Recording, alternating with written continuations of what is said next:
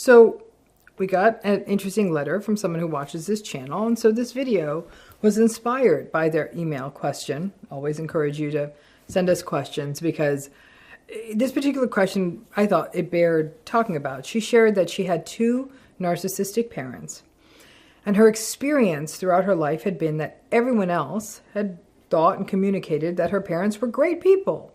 But that was obviously not her experience. She said she had a clarity about them that nobody else had.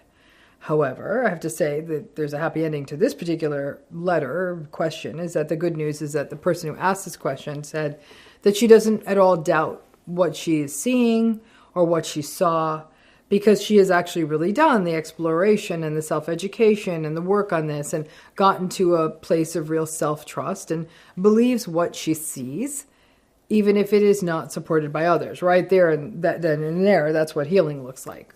But the question really is, what do we do when it seems that everyone thinks that the narcissistic person or people in your life are wonderful except you, that you see them clearly and other people don't?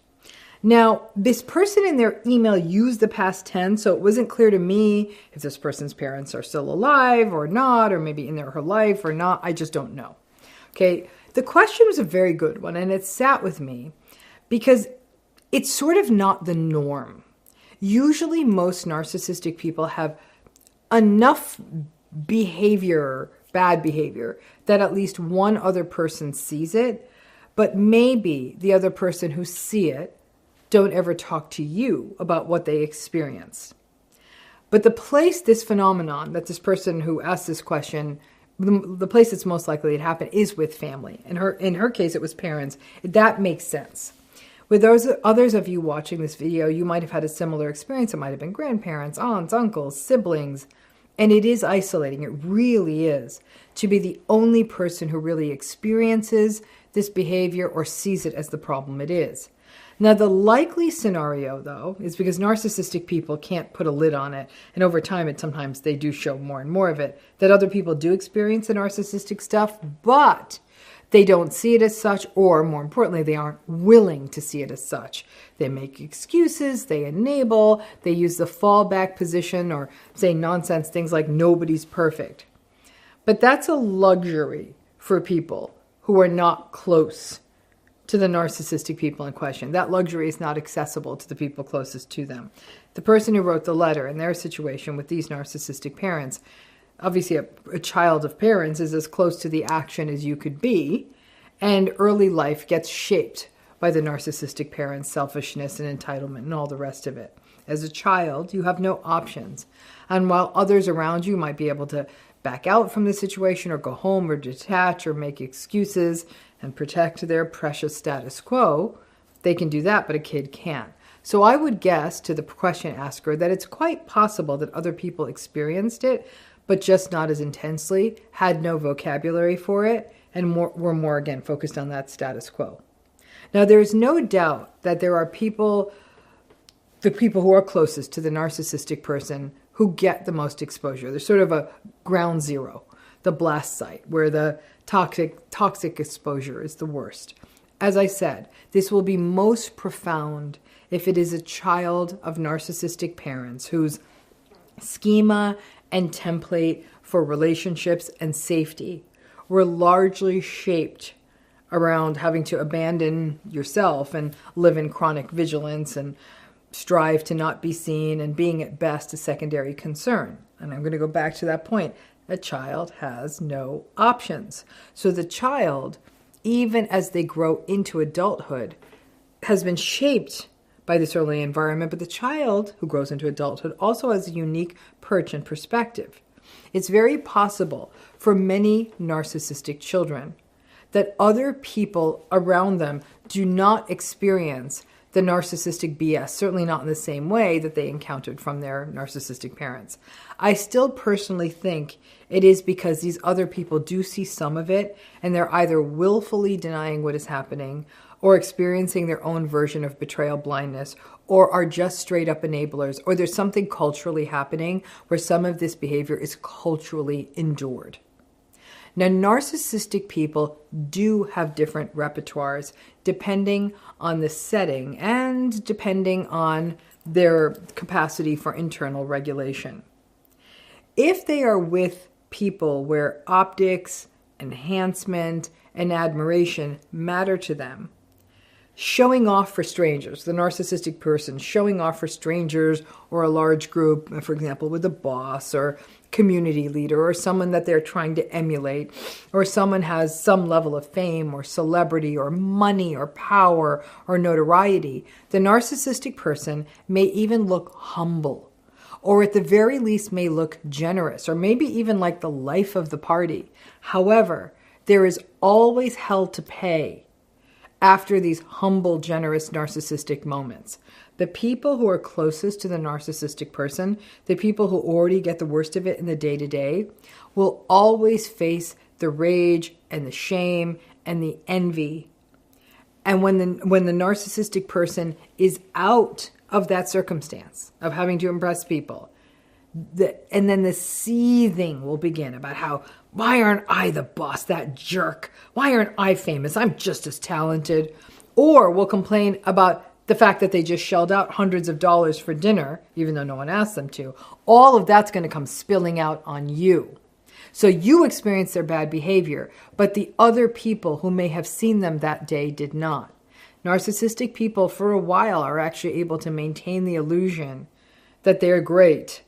The people closest to them, especially people who lack power, see the reality. Then there's the issue of regulation. Now, just as a review, regulation is how we manage our emotions. Healthy regulation means we manage them pretty well. We talk about them. We find ways to appropriately show them. We don't lash out at other people with them. And we make sense of them. Well, narcissistic people absolutely do not know how to do that. So they use other people to regulate. And they use projection, anger, tantrums, silent treatment, criticism, insults, sometimes even violence and aggression to calm themselves down. And again, those people closest to the narcissistic people are the punching bags and the pacifiers that the narcissistic person uses to calm down, which is another reason that very few other people witness or experience the narcissistic person's behavior. They can often keep it close to home, right? Narcissistic people will regulate using their spouses, partners, children, parents, friends, or employees. Everyone else outside of that inner circle gets to maintain the fantasy that that narcissistic person's just a great person. But the wheels for narcissistic people do typically come off, even outside of that inner circle. If enough bad stuff happens to the narcissistic person, especially stuff that they perceive as unfair, then they will start showing their dysregulation and their frayed edges in more public places. Other people will think that they are assholes. However, some of this comes down to how big the narcissistic person's social networks actually are, and if anyone within those social networks is actually talking.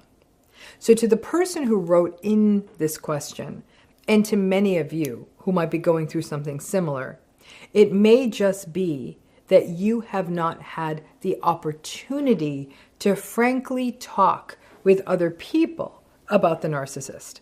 I have to tell you, I had something this question came at an interesting time because I had something like this happen in a family system where I had seen these patterns for years with somebody. It was an extended family member, and I had observed some of it as a kid. Obviously, I had no language for it. Then more and more as I got older, made excuses for it, then it all came together when real significant pressure was put on this extended family system. Nobody ever talked about it. And this person was and still is held up as some sort of great, successful person. This person did some really messed up stuff, and nobody ever said anything. And then they did messed up stuff in my presence. And finally, I did speak of it to one person who said, no, that's not true. I didn't see that. You're seeing it wrong. Then I spoke to another who did say they saw it, which really helped me trust my judgment because I trusted that person. Then when it all came unmistakably clear to me, another family copped to their experience with this person, someone who had traditionally enabled this person. And that was quite powerful, and her husband agreed with me as well. However, in many families, and in the case even I'm sharing with you of my own story, you do often feel that you're the only one who's experiencing it, or at least the first one who saw it for a long time or a lifetime. This can also happen with spouses. It can happen not just in sort of families of origin. And the people around you who may actually be surprised should you split up or get divorced or something like that. And people might say to you things like, wow, I always thought you guys had a great marriage and they were such a cool person. You can have this happen with close friends, even with colleagues or bosses, where those people who are closest to the narcissistic person experiences the worst of their behavior, but with many other people around you saying, well, aren't they just great? This paradox is what makes the emotional abuse that's observed in narcissistic relationships so challenging. Now, again, the heartening part, the hopeful part of the letter I got was that at least now she no longer doubts what she saw in her parents, despite the rest of the world saying how great they are. Because ultimately that is what healing is, and it is not easy. Trusting your experience even when the world is telling you something different. Trusting your appraisal of someone, engaging and being able to engage in behaviors that foster your safety and ultimately foster your growth. It is much, much, much more difficult to get there when other people are not only not on board, but also they don't see it, they disagree with you, and you feel like you're the only one experiencing their narcissistic behavior. I'm certain in most cases, unless their social network's really tiny, that you're not the only one experiencing it, but you may be the only one willing to call it out and see this behavior for what it is. Please keep those questions coming. Many of them aren't just your question, but they apply to a lot of people. Thanks again.